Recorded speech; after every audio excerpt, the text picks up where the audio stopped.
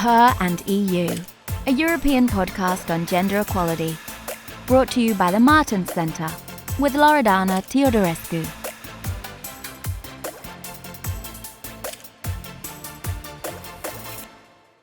Hello, everybody, and welcome to this new episode of Her and EU, a podcast on gender equality and women's role in the society. I'm Loredana Teodorescu, and our special guest of today is Lidia Pereira. Lidia is a member of the European Parliament, and she's also the president of the Youth of the European People's Party, the first woman elected in this position. So, Lidia, thank you so much for being with us. No, thank you very much for the invitation. I'm delighted to be here. I would like to start precisely, as usual, with a personal question. Looking back, what have been the ingredients of your success and how being a woman has affected your career? I mean, was it never an obstacle or maybe on the contrary, an advantage?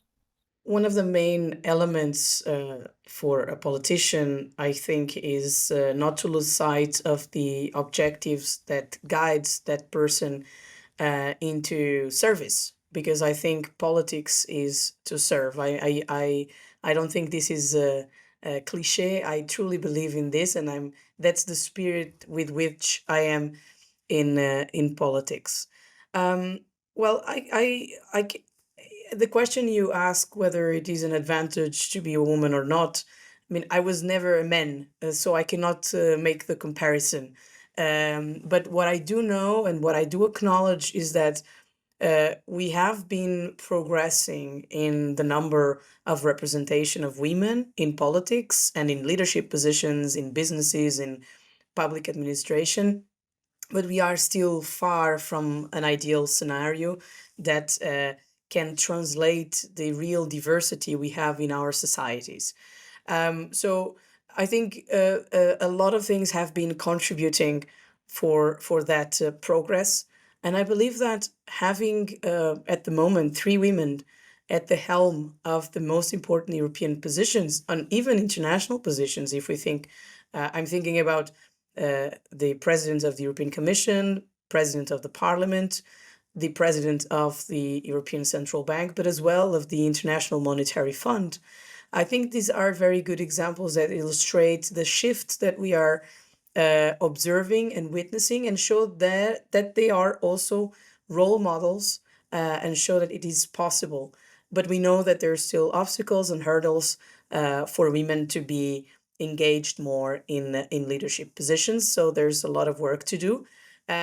Personally, I think I have been, the driving principle for me, I told you already, politics is to serve. And we need more women, and I'm committed to, to play as much as I can in that direction for a wider representation of women across all sectors of our society. And how did you get involved in politics? I got involved in politics in a very still young age. I was always interested in politics. I remember when I was 10 years old and I was in school, I had the chance to be in a class where a lot of us were stimulated by our teachers to be curious. We would go home usually with a homework to read the news, a couple of articles, and then discuss the following day at school. And I think it created the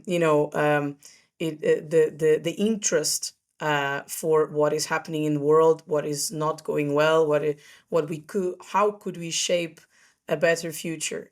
And so I got involved in local politics first.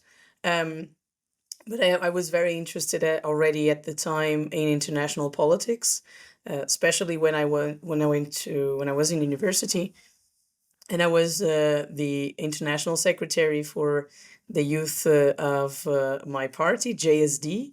It's where I developed my political skills in representing JSD abroad, and obviously. The involvement in the youth of the European People's Party was, I think, crucial for the position that I hold today as member of the European Parliament. But in a nutshell, everything started local. That's very interesting also to see how you started really at a very early stage. And I mean, as you said, we are living a wind of change, but we know that women are still underrepresented in politics, and the same applies to young people. So I look at you in a way as a success stories from two different points of view. And then I would like to ask you, so based on your experience, how can we engage more young people, especially women, in politics? How we can really leverage their active citizenship?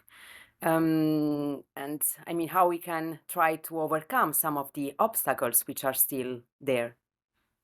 Well, I think first of all, it is very important that the leaderships of the different political parties acknowledge the benefit of having not only more women, but as well more young people in shaping the narratives of the political parties.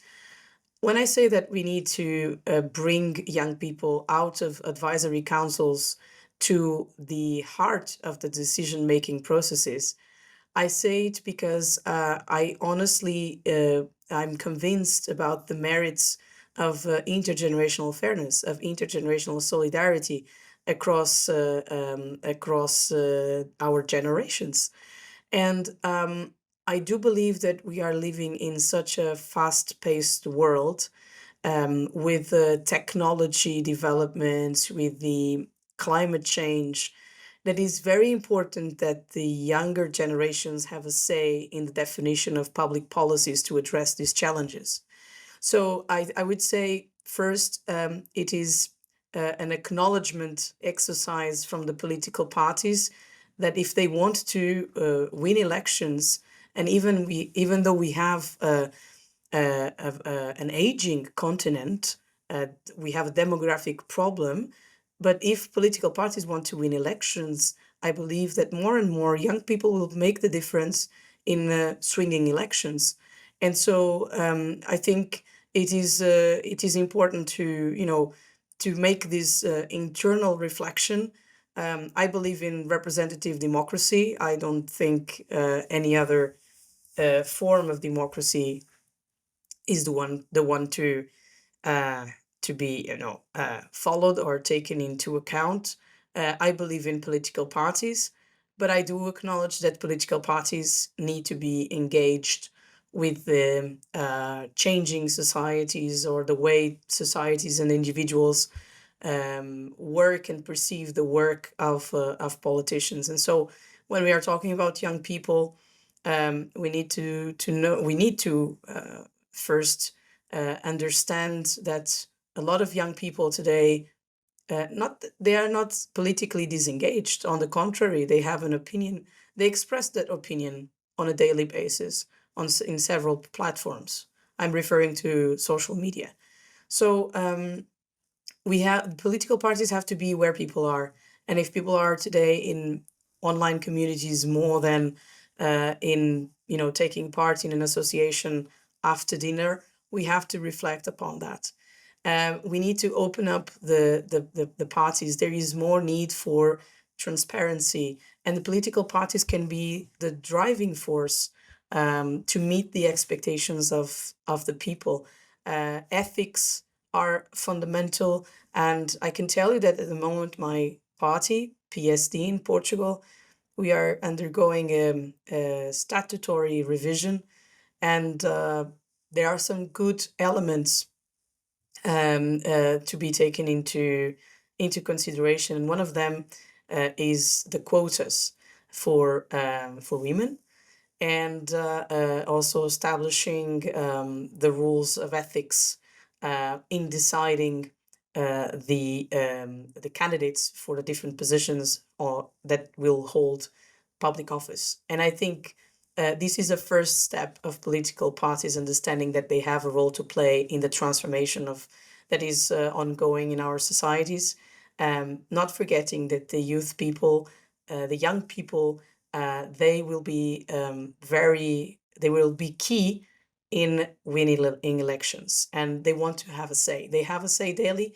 they want to have a say on a permanent basis. And therefore, I underline, bring the young people out of advisory councils and put them in decision-making positions. Indeed, so parties have a very important role to play, and and we often listen that young people are not engaged, are not interested in politics anymore. They don't trust institutions, but as you highlighted very well, is not this is not really the case. It's mainly about finding the right channels to listen to them and to bring their views and perspectives in the decision-making process. And Exactly. you touched upon also young people as voters. Of course, now we are ahead of the European elections. We know that different studies tell us about low voter turnout, especially among young people at different But it's been levels. increasing, and I think 2019 is a good illustrates well that the young people are voting more. And do you think that this was an exception in 2019 also as an effect of the Brexit, or is something that we can build upon? And how to address, let's say, the concerns of young people and bring them to I vote? cannot I cannot speculate much about the reasons that for which younger people go and vote for the European elections. Maybe with the elections in 2024, we will be able to assess, to have access to better data that can form the conclusions in a more informed way. But I do believe that we are talking about a generation that was raised up in knowing a Europe with no borders, a Europe where it is possible to study, to work, to live. And I would say there might be a correlation to that. But unfortunately, today, the European elections are still seen as, a second parliamentary elections. They tend to award the opposition parties as opposed to the government that are in power. And so there is still, for the European elections, and my experience from 2019 is that in the end of the day, it's a very nationalized debate. So for me, it's hard to conclude what are the main reasons why people voted. What I can tell you is that there was a study published later on in 2019, and well, I was number 2 on the list from my party. We still don't know if it is whether or not it is related, but the fact is that the age group between 18-year-old and 24-year-old, they casted their vote first. They would prefer to choose my party. So we know data from Austria that indicates that at the time when the former chancellor was elected, Sebastian Kurz, he was very young, he was 32 years old. There was a bigger participation from young people in those elections. So there are some indications, because there is the element of relating to one another, and obviously I think it plays a role in the end of the day in the decision, and not forgetting that younger people tend to be more risk averse. So they are keen on maybe taking certain decisions that older generations are a bit afraid of taking. And in such a a fast moving world, I think it makes sense that we put also these younger voices for deciding important matters, as the ones I mentioned earlier. But I think there is the element of relating to one another that I believe it can play a role in when deciding for whom to vote for. Of course. And then I also read your article for the European View when you speak, let's say, about the concerns that we should address when it comes to young people. And I think that this is also part, let's say, of the discussion. And I'm wondering, how are you trying to address these issues? So we spoke about the engagement of young people, the engagement of women. Now you are there in a very important position. So how are you trying to make a difference now within your current role? Well, my current role, being member of the European Parliament, but as well president of the Youth of EPP, my message has been very, very clear. We need more young voices in the different forums of decision, be it in the European level, but also in the national, local, regional level. And I have been advocating for that every time I can. And so I think the feedback I get, I get a lot of messages in my social media accounts, especially on Instagram, because actually I follow Instagram quite closely.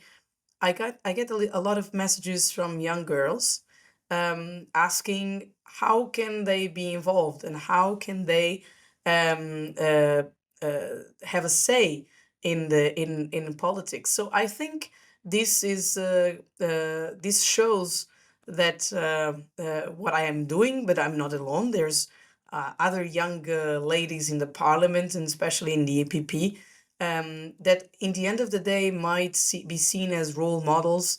And so, well, with my message to bring more young voices, to bring more young people, this is the way we can push for such an agenda, but also in the political actions. I mentioned intergenerational solidarity. I mentioned economy. I mentioned climate change, and these topics have been my core topics here in the parliament. We need to address and meet the expectations, to address the younger generation's concerns, but as well their expectations. And today, what we see a little bit across Europe is difficulties in access to housing, in having salaries that provide a comfortable income, and this is affecting more the youth. So I have been addressing these matters, and I believe this is also the way people or young people can find in my party, and if you want, in myself, some sort of a representation for their concerns. So we need, on the one hand, not only to play as a role model, but as well in our political action, and hence the motto, politics is to serve. Thank you. You mentioned role models, so I will close this conversation with another personal question. And I'm wondering, was there somebody who inspired you throughout your life, since you are now a role model for many young women who want to engage in politics? Well, several people have inspired me, but I can tell you that my mother had a lot of importance in shaping my personality and my determination, and my ambition, if you want, as well. And so I think a lot of each one of us has its role models. For me, my mother is a role model, but obviously on the political or in the more public fashion, there are few women that still occupy, a, a presence of a role model. But I think I would pick on the women that are today at the helm of very important institutions worldwide, and to use their example to advocate for other people, and for especially for other women and young people, that it is possible to make a change or to drive change. I feel like I have the honor of changing a little bit the world for better. And I believe that those women in leadership positions believe in the same. And so I would say these are the examples that guide my role as a politician. Lydia, thank you. Thank you very much for your time and most importantly for your commitment and engagement. Thank you to the Martin Center for making this podcast possible, and thank you all for listening. Stay tuned for the next episode. That was today's episode of Her and EU. Subscribe to our podcast for more.